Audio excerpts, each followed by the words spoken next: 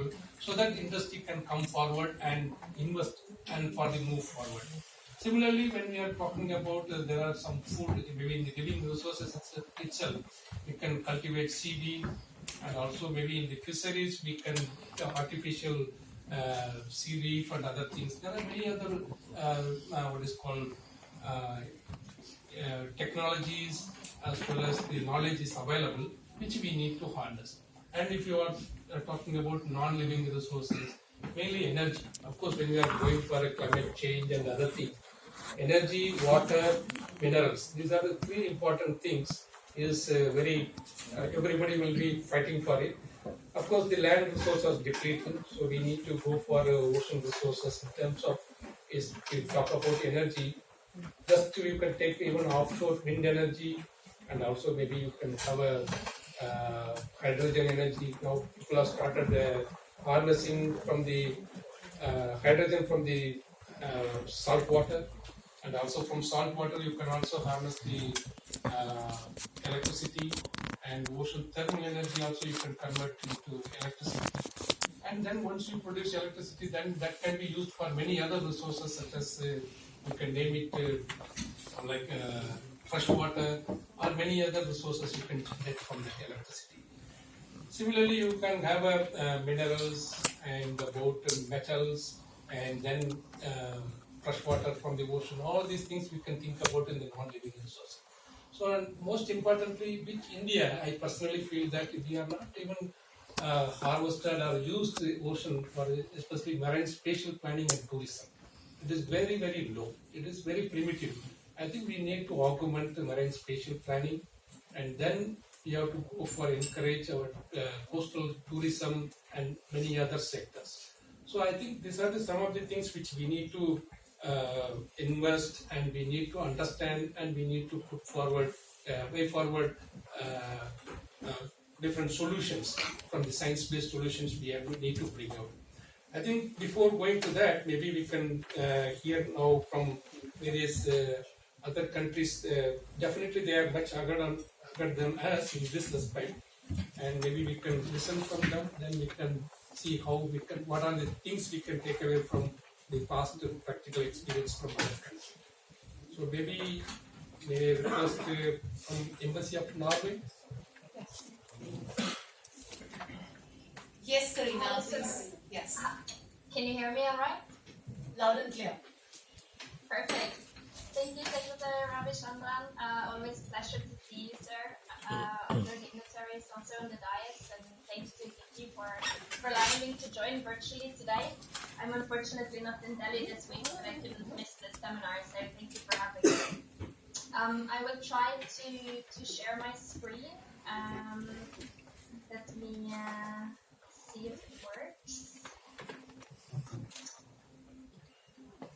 Let's see. Can you see my presentation now? Yes. Yes.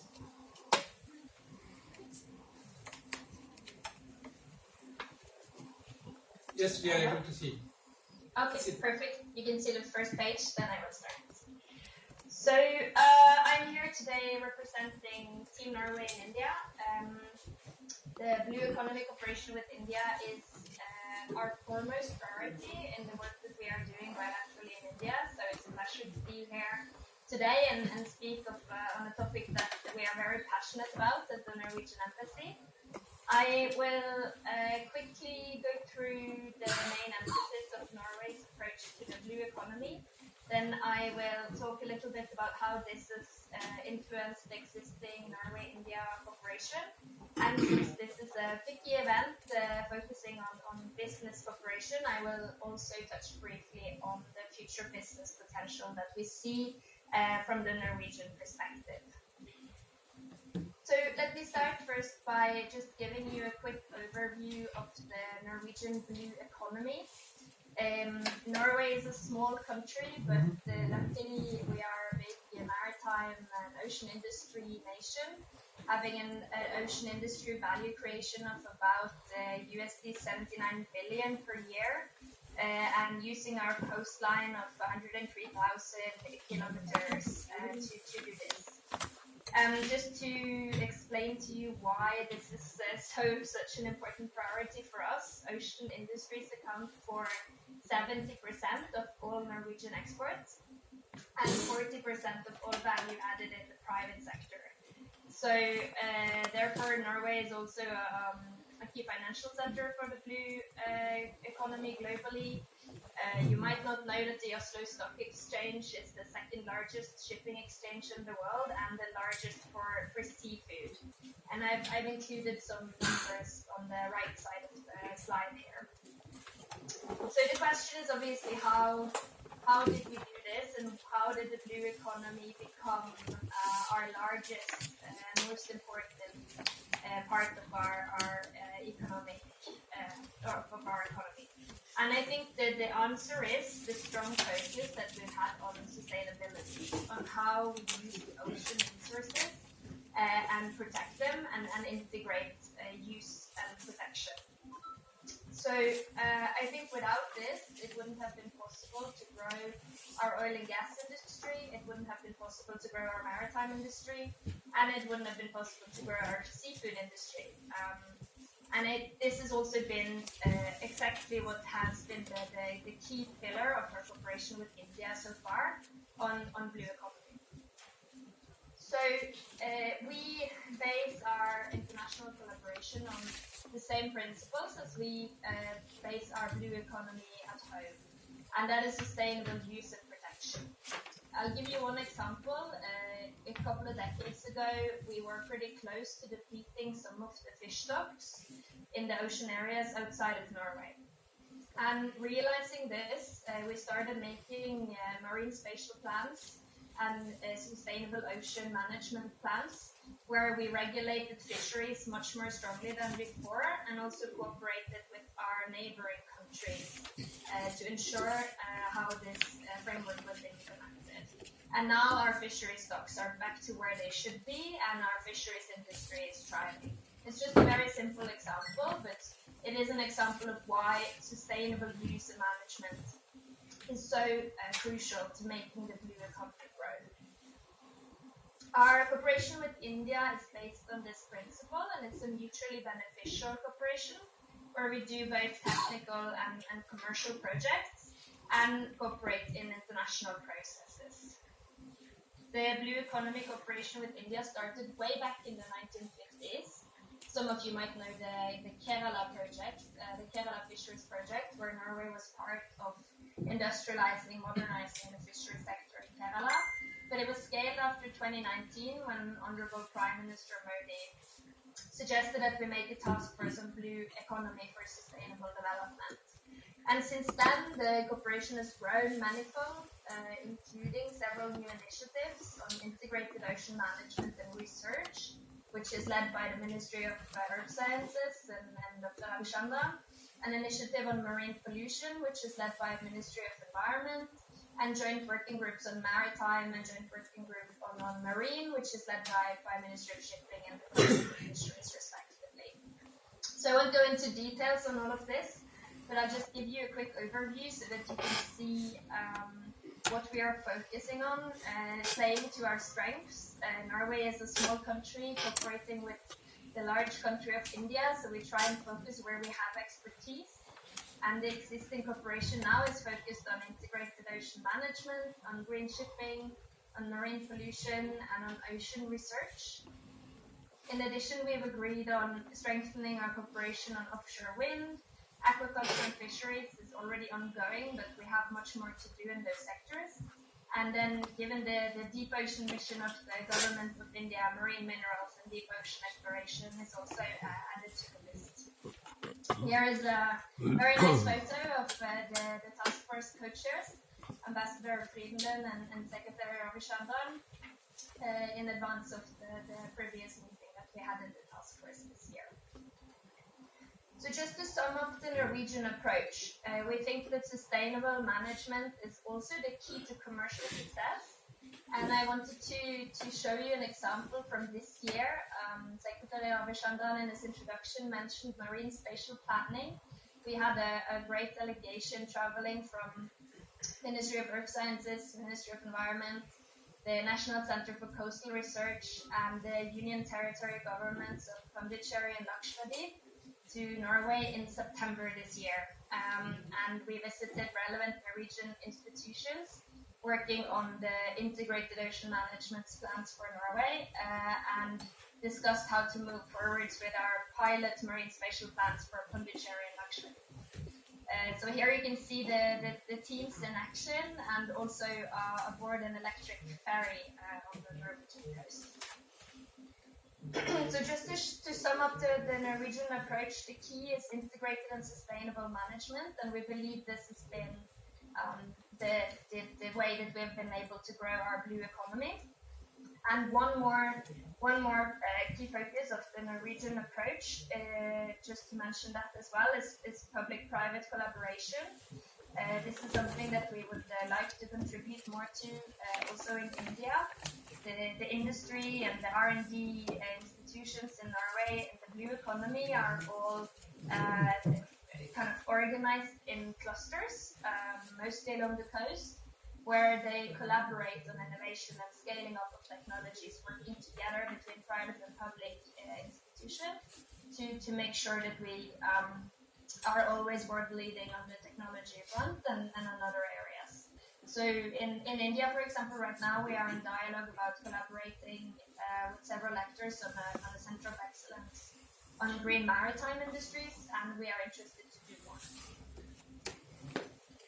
Just quickly before I come to a close, I wanted to also touch upon where we see a lot of potential for future commercial collaboration, since this is a business-focused seminar. I think green shipping is an area where we're already doing a lot together with India, both through the IMO 2050 Green Voyage project and also bilaterally. This beautiful photo is from a fjord very close to my hometown in Western Norway, where you can see an electric tourist ferry going in the fjord. This has been operating for a few years, and I just wanted to show it to you, to show you a bit of where we are in our green shipping sector right now back home. We have specialized particularly in setting up infrastructure for short distance electrical ferries, including battery technology and shore power technology. This is the ferry that the Ministry of Earth Sciences delegation took earlier this year. It's also one of the battery-powered ferries that you can now try along the Norwegian coast. And given the enormous maritime transportation needs in India, we think that inland waterway and ways in short-term ferry transportation could be kind of the next big thing in the green shipping sector, and we're looking to strengthen collaboration in that area. We're also working a lot on new fuels, new fuel systems for maritime transportation. Just showing you quickly here our new ships running on hydrogen and ammonia. And finishing the maritime portion of the presentation with this image of a Norwegian-Indian joint project. It is a zero-emission autonomous vessel currently now going across Oslo Fjord, transporting food in containers. And this was built with Cochin Shipyard, commissioned by a Norwegian company called ASKO and using technology from Kongsberg Maritime. And I think it is an excellent example of how we can cooperate to grow the blue economy both in Norway and in India.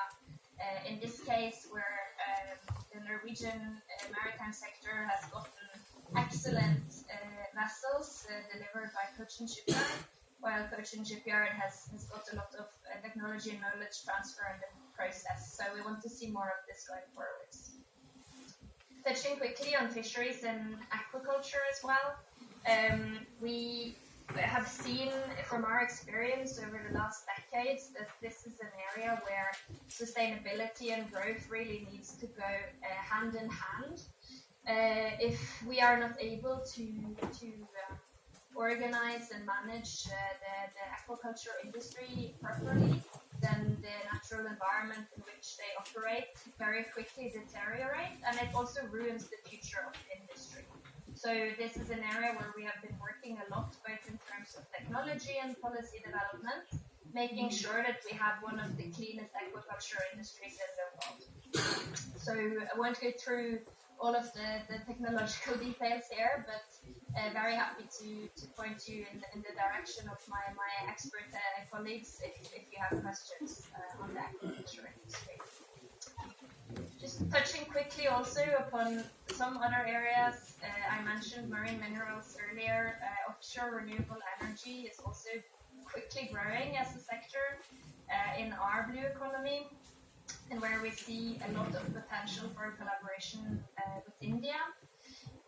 Norway built the first floating wind turbine Hywind demo back in 2009, and Norwegian companies built the first floating wind farm in Scotland in 2018, and is now building the largest floating wind farm in the world, Hywind Tampen, this year.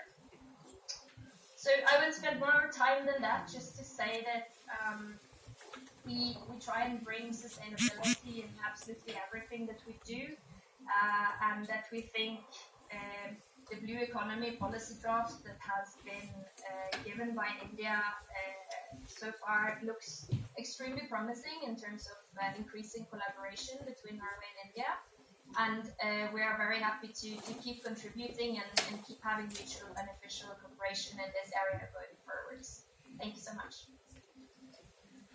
Thank you, Karina, for sharing the insights. That was really very helpful. May I request Mr. Sudhir Sirohi to share the perspective from NITI Aayog on blue economy?